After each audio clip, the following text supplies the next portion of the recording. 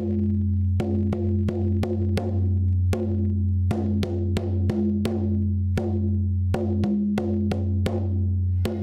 need to start acknowledging that we are in living space, that we're in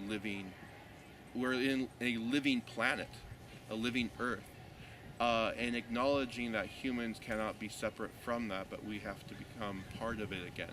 That segregation, so to speak, of humans from nature needs to end, because we're killing ourselves off. When we start killing off the environment, we start killing ourselves off.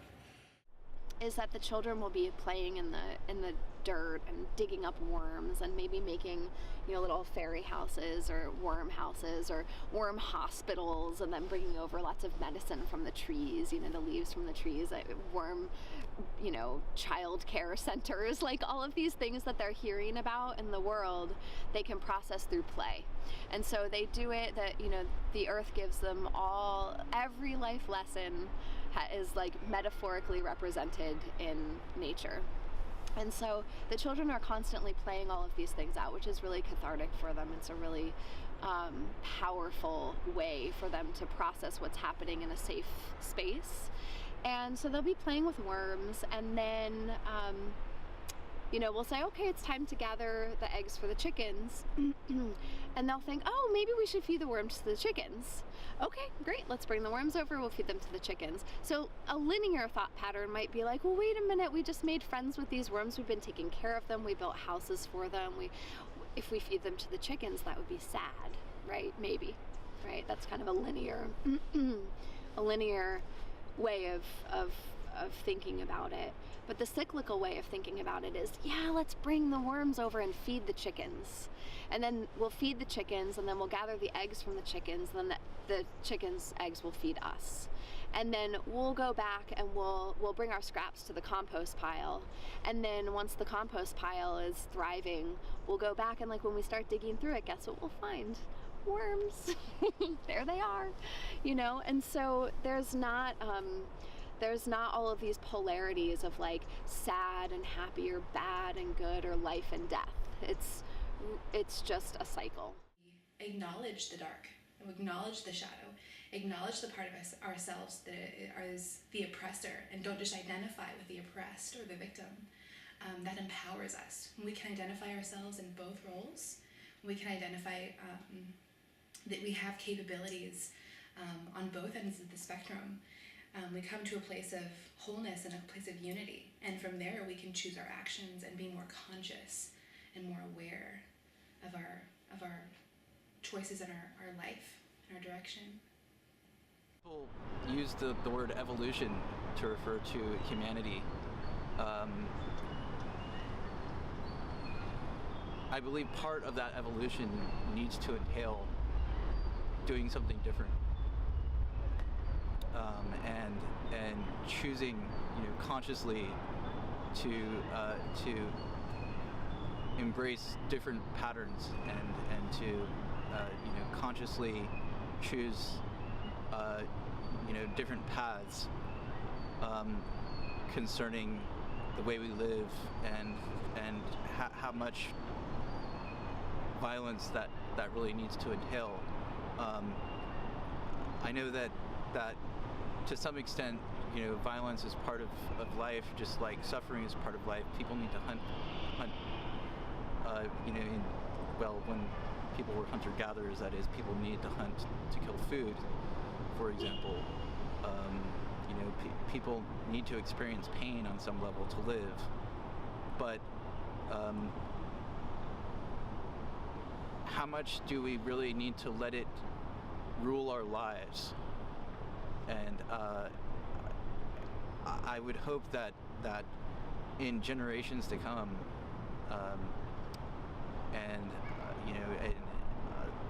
even in my lifetime, I hope to see that people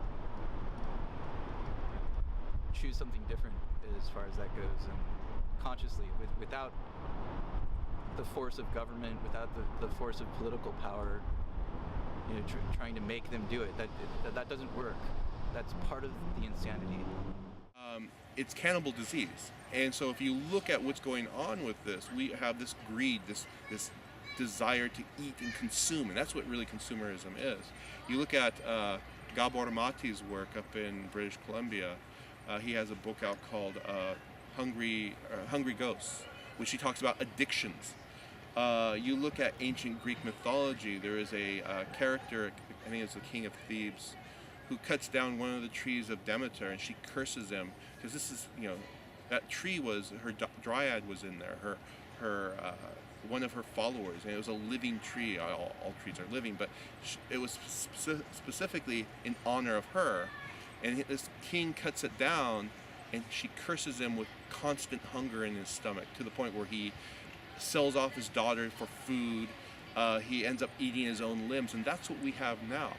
We have this cannibal disease of constantly destroying, constantly wanting just domination over. So that's another element to this. And power over is another element. So. And we're reaching out through Facebook, but I don't see that it's, for me, when I'm on Facebook, I'm finding information, but I'm not actually doing anything about it. And it's not till I come here that I feel like I'm doing something about it, even if I'm not directly connected with the issue or the people that I was hearing about that inspired me to get out here and start, working in the garden and teaching children about nature connection and looking for tracks and sneaking up on each other in the forest and making medicine out of the plants on the land. So there's we've got a lot of paradox and irony in our lives, and one of my current teachers was just saying that irony is where the holy lives. And so every time I start feeling that the disconnection between the call from the land, or the irony of the call for connection, and the fact that technology is allowing us so much connection, but there's still disconnection, like that's where we need to go, because that's how we need to feed the holy, as my teacher would say. My current teacher is buddies and I are like, I need to get connected, and by connected we mean we need to get lost in the forest. Like, I need to go on a hike. I need to go into the Columbia River Gorge and just soak myself underneath the tree and just absorb that and reconnect, because this is not working for me. This is the matrix that I'm not necessarily a fan of. What we are trying to do through social media is get disconnected from that. Pull the plug, choose red, not blue, right? And just... They would always tell me, there might be a God, there might not be a God, but Mother Earth, Mother Nature comes first in everything you do. And that has a huge impact on me. I was actually, when they would say that, I was having this epiphany of, I was studying mythology and realizing, there's something to this. Whether they're just archetypes or what, but there's something to this. And then, so I'd go into the forest when I was a kid, and I would seriously hear the forest. I don't know how to describe it without sounding like schizophrenic, but I could hear certain things. And that's that whole battle when I, was fighting development, or so-called development, and that's part of the problem. So what do I see myself as is one of the avatars of Gaia. One of the, I don't want to sound arrogant at all about this, an active agent of Gaia, trying to activate other agents of Gaia to eat up this cancer that is consumer civilization. I keep saying consumer civilization, but that's what it is. And it's not Western or Eastern, it's consumer civilization that's on a global level. And trying to get rid of this disease that has infected Gaia, that has infected Mother Earth. So that's where I see my role in this. And I believe that we're all connected, and there's this consciousness that we all share. And so if one person's doing this work, it makes it easier for others to take those steps and follow along that same path of healing. So I have a hard time speaking about nature because it's so